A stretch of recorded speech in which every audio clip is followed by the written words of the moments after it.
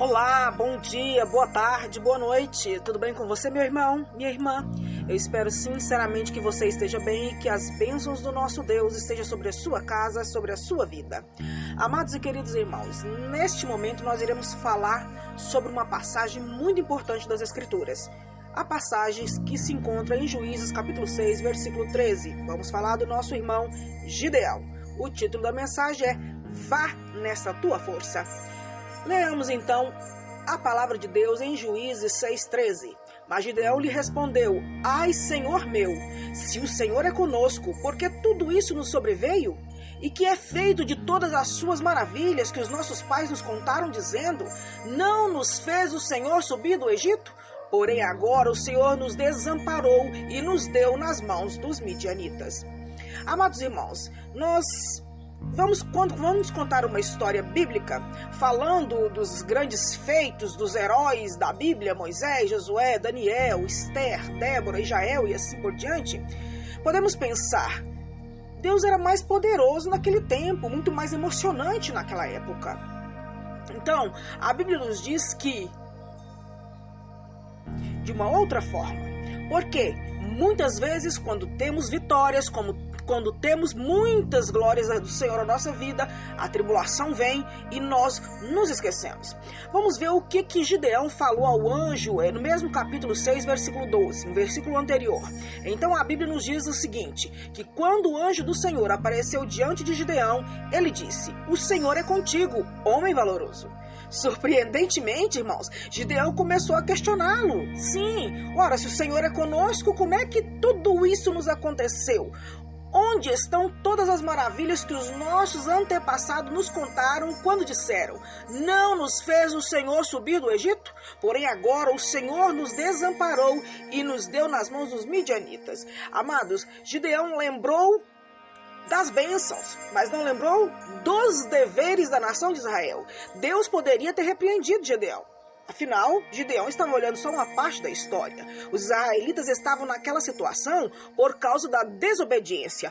Qualquer desobediência que nós venhamos ter contra a vontade de Deus, contra a palavra de Deus, que é as Escrituras, que é a Bíblia, teremos consequências. Seremos perdoados dos nossos pecados, no entanto, a consequência desses pecados nós iremos passar, não ficaremos isentos. Ao invés de Deus chamar a atenção de Gideão e relembrá-lo disso, porque já era uma causa ganha, também Deus não falou nada. Deus só disse o quê? Vai na tua força e você vai livrar Israel das mãos dos midianitas. Porventura, não te enviei eu? Ou seja, Deus olha para Gideão e fala: Gideão, isso é um ponto já certeiro. Vocês estão passando porque vocês desobedeceram a minha palavra, isso é consequência, mas hoje eu te escolho e você vai livrar Israel com a força que você acredita que você não tem. E por que você vai livrar Israel? Porque fui eu, Senhor, estou te enviando. Porque Deus disse: vai na tua força. Deus não pediu para ele ser extraordinário. Deus não falou para ele assim: vamos entrar e vou fazer aqui. Não. Deus conhecia o interior de Gideão. Deus é onisciente, onipresente, onipotente. Então Deus conhecia o começo, o meio e o futuro de Gideão. E Deus sabia que naquele coração que ele sonhou, que ele projetou, havia força o suficiente para enfrentar o inimigo.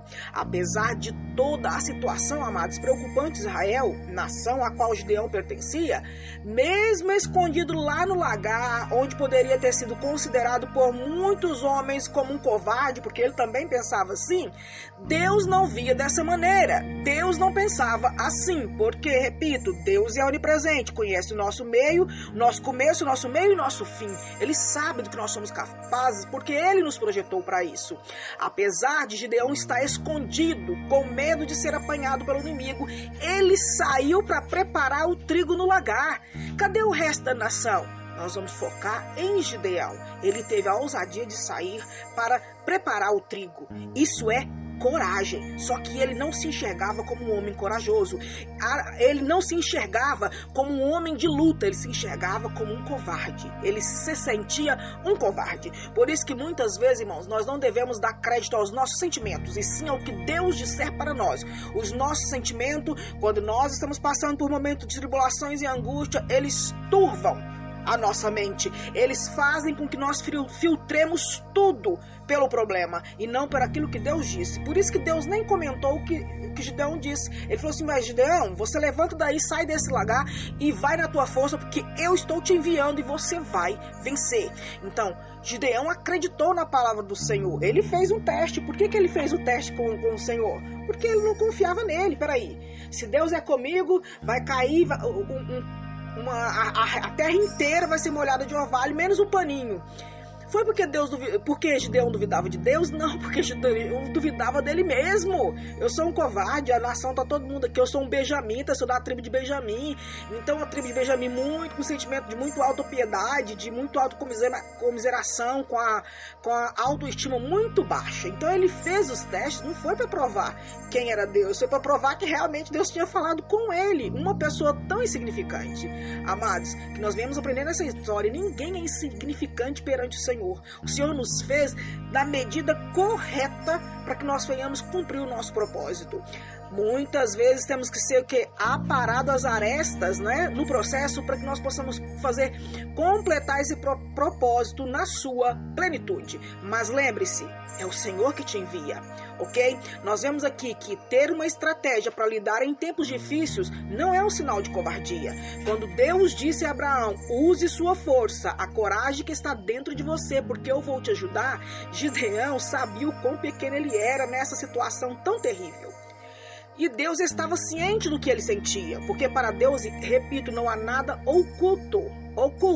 Embora obscurecido pelo medo, Gideão, e acreditando que não tinha força, Deus mostra para ele que vê algo nele muito além das suas dores, muito além dos seus sentimentos, muito além dos seus problemas dos problemas que toda a nação estava enfrentando. Deus via o projeto que ele tinha para aquele homem. Quantas vezes, irmãos, estamos no meio das lutas e as lembranças do tempo de glória, das vitórias que Deus nos deu no passado, parecem tão distantes, mas tão distantes, que nos chegam como se fosse um mero sonho, ou ainda pior, meras histórias que você passa a questionar: será que eu vivi isso mesmo? Será que Deus me chamou mesmo? Será que Deus tem realmente um propósito para mim? Por quê? Porque no meio da dor e da tribulação, tudo isso parece não fazer sentido. Escute, parece. Por que parece? Porque o seu medo, a sua dor, a tribulação está focando aquilo que Deus quer para mim e para você. Quando nós nos sentimos assim, parecendo que nada na nossa vida faz sentido, nos vemos lutando com nossas próprias forças e acreditamos, né, porque somos lutando contra a nossa própria força nesse turbilhão de emoção, acreditamos que somos fracos e que não vamos vencer, que tudo está tão longe de acabar e nos sentimos covardes no lugar que nos encontramos e passamos a nos esconder, preso nesse sentimento de derrota e falta de coragem. Ficamos desencorajados a continuar. Ficamos desencorajados a seguir o propósito do nosso Deus para as nossas vidas. Mas, irmãos, glorificado seja o nome do Senhor por isso, porque surpreendentemente Deus olha para nós com todo esse reboliço. Deus nos envia uma palavra profética, um anjo numa visão, um sonho, e Ele nos fala. Ele nos dá a sua força, coloca em nós, na presença do Espírito Santo de Deus, e nos chama de corajosos e nos encoraja a continuar com a nossa pouca força. Por quê? Porque é Ele que nos fortalece, é Ele que nos impulsiona. Louvado seja o nome do Senhor por isso. E o braço forte de Deus, o braço forte de Deus, quem destruirá o nosso inimigo.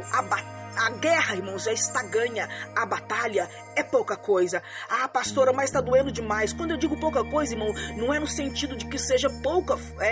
O problema que você está vivenciando, ele é inútil, ou subjugando ele, ou subestimando ele. Não. Estou dizendo que algo maior que você está sentindo já foi ganho na cruz do Calvário, que Deus, através da pessoa de Jesus Cristo, ganhou por nós. Vai nessa tua força, confia no Senhor e Deus vai te livrar, porque é o braço forte dele que nos faz vencer a luta. É Ele, Deus, quem coloca toda a sua força em nós e depois olha e fala assim: como você é forte. Glória a Deus por isso, que Deus maravilhoso, irmãos. Em Juízes, no capítulo 16, o Senhor diz o seguinte: porquanto eu hei de ser contigo. Tu ferirás aos medianitas como se eles fossem um só homem, pois eu estarei com você. Meus queridos, você já parou para pensar nisso daqui? Deus fala para Gideão no versículo 16 do capítulo 6 de Juízes: vai, porque quando você lutar com os medianitas, vai parecer que ele é um só, porque sou eu que luto por vocês. Sabe quantos eram os medianitas? Mais de 130 mil guerreiros. Homens que estavam lutando com exércitos ao redor da nação de Israel e ganhando uma guerra após a outra, lutar contra essas pessoas de Israel que estavam se sentindo para baixo, rebaixados, inúteis, covardes. Os sentimentos dele, irmão, quando Deus fala com ele, o nosso sentimento tem que ser esmagado, ele tem que ser submisso à vontade do nosso Deus, porque lá em 1 João, no capítulo 3, versículo 20, fala que maior é Deus do que o nosso sentimento e sabe todas as coisas. Então, o que eu quero te dizer com isso? Não acredite nos seus sentimentos, irmãos. Acredite na palavra de Deus. Para de falar assim, mas eu sinto que não é de Deus. Então, irmão, não é de Deus mesmo, porque Deus não usa sentimento, Deus usa fé. E a fé vem pelo ouvir e ouvir a palavra de Deus. Um com Deus foi, é e sempre será a maioria. Amém, irmãos? Esse problema que você está enfrentando pode ser uma legião de demônios, que com Deus não vai parecer nenhum. Amém? Porque o nosso Deus nunca perde uma batalha e quem está com ele também não.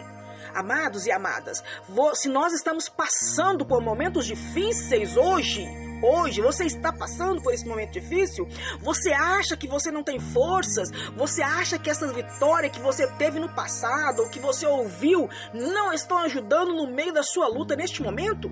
Eu vou te dizer uma coisa, divertir uma coisa, não pense assim. Só acredite em Deus. Ele diz, vai na tua força, porque eu serei contigo. Veja, meus queridos, Deus viu Gideão como ele poderia se tornar um homem poderoso, e Deus permitiu que ele vivesse de acordo com o que Deus viu e não com o que o Gideão viu. Gideão se viu covarde.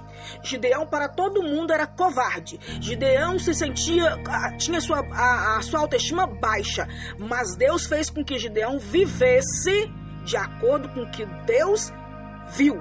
E você, irmãos, hoje, agora, vai permitir que o inimigo faça você viver de acordo com os seus sentimentos ou de acordo com o que Deus vê para você? Te pergunto, o que Deus está chamando você para fazer hoje, meu irmão, e você está com medo? A circunstância o está desencorajando? O Senhor te diz agora, hoje, porque eu estarei com você. Vai nessa tua força, vai com a força que você tem, porque sou eu, o Deus Todo-Poderoso, o Deus dos exércitos que voa diante de você. Amém?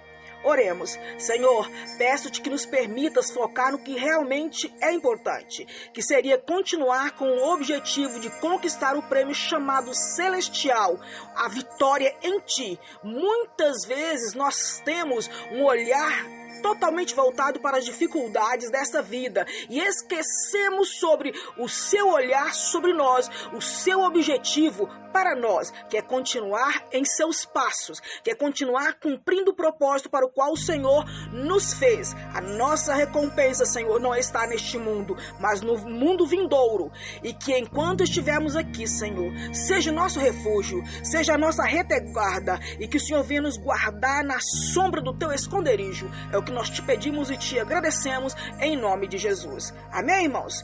Que o nosso Senhor Jesus Cristo e Deus, nosso Pai, que nos amou e por sua graça nos deu um consolo eterno e uma grande esperança, nos anime, nos fortaleça o coração, para que tanto em palavra como em obra venhamos fazer tudo, mas tudo que seja bom.